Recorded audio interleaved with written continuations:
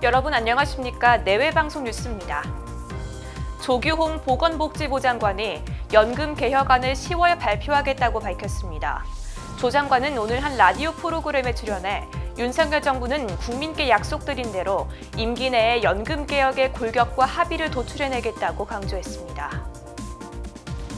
인구 감소가 시작된 중국이 25세 이하 신부에게 현금 18만 원을 지원한다고 밝혔습니다.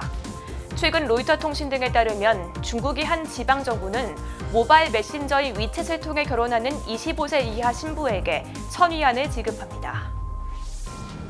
최근 5년간 LH 아파트에서 발생한 하자가 25만 건이 넘는 것으로 조사됐습니다. 오늘 국회 국토교통위원회 소속 허영 더불어민주당 의원이 LH로부터 받은 자료에 따르면 이 기간 발생한 하자는 25만 199건이며 특히 한화건설의 하자 발생 비율이 가장 높았습니다. 서울과 경기 세종 지역의 1인당 가계부채 규모가 1억 원을 뛰어넘었습니다. 한국은행의 분석 결과 이 지역의 올해 1분기 소득 대비 가계부채 비율은 227%로 소득의 2배를 빚진 것으로 나타났습니다.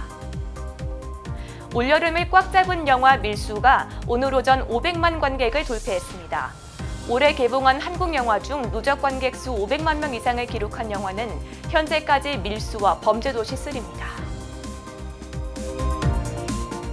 오는 10월 윤석열 정부가 약속한 연금 개혁안이 발표될 것으로 보입니다. 조규홍 보건복지부 장관은 오늘 한 라디오 프로그램에 출연해 윤석열 정부는 국민께 약속드린 대로 이번 정부 임기 내에 연금 개혁의 골격과 합의를 도출해내겠다고 밝혔습니다. 연금 개혁은 이해관계가 복잡해 현재 자문위원회에서 검토하고 있습니다. 조 장관은 국민의 수용성이 핵심이라고 말하며 사회적 합의를 이룰 수 있도록 최선을 다하겠다고 강조했습니다. 조 장관은 이날 내년도 정부 예산은 줄었지만 보건복지부 예산은 늘어난 것에 대해 사회적 약자의 복지 강화와 필수 의료 확충을 핵심 과제로 하고 있다고 설명했습니다. 세계 인구 1위를 자랑했던 중국이 얼마 전 인도에게 자리를 내주면서 인구와 출산율 감소 대응을 위한 대책을 내놨습니다. 최근 로이터 통신 등에 따르면 중국 저장성의 창사년 당국은 모바일 메신저인 위챗 계정을 통해 결혼하는 커플의 신부가 25세 이하일 경우 하나로 약 18만 원을 지원하겠다고 밝혔습니다.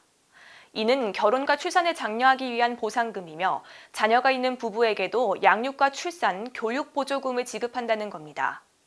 지난해 중국 인구는 총 14억 1,175만 명으로 61년 만에 처음으로 감소했습니다. 신생아 숫자도 1949년 건국 이후 1,000만 명 아래로 떨어졌는데 어려운 경제 상황 속 높은 집값과 사교육비 부담으로 결혼과 출산을 피하는 젊은이들이 많기 때문으로 분석됩니다. 빠른 뉴스 행복을 주는 내외방송 정지원입니다. 안녕하십니까? 정지원입니다.